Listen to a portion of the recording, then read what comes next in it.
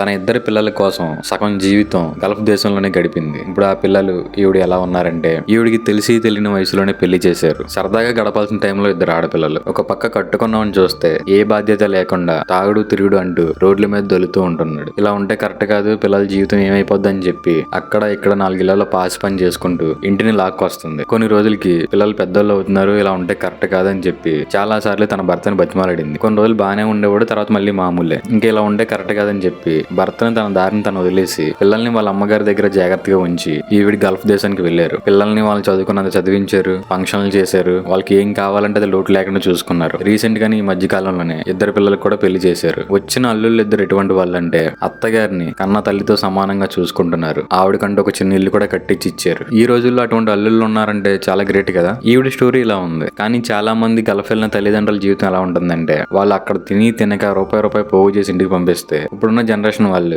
రూపాయి విలువ తెలియక డబ్బుల్ని విచ్చలవిడి ఖర్చు పెడుతున్నారు. అరే ఒకటి గుర్తుపెట్టుకోండి, వాళ్ళ కోరిక ఒకటే, మనం సంతోషంగా ఉండడమే వాళ్ళకి కావాలి. అప్పుడే వాళ్ళు చేసే అతిపెద్ద తప్పేంటో తెలుసా? మనం ఏం అడిగినా, ఫోన్ అడిగినా, బండి అడిగినా, ఏం అడిగినా కానీ వెంటనే కొనిస్తారు. వాళ్ళు చేసే అతిపెద్ద తప్పే అది. అవునా కదా? ఇప్పుడున్న జనరేషన్ వాళ్ళు ఏం చేస్తారు, దాన్ని లోకుగా తీసుకుని డబ్బుల్ని విచ్చలవిడే ఖర్చు పెడతారు. అరే మనం ఏం సంపాదించవసరలా, తల్లిదండ్రులు సంపాదించింది నాశనం చేయకుండా ఉంటే చాలు. వాళ్ళ కోరిక కూడా అదే, కానీ బయటికి చెప్పుకోలేరు. నేను ఏమైనా తప్పుగా మాట్లాడుంటే క్షమించండి. అర్థమైన వాళ్ళకి అర్థమవుతుంది. మంచిది.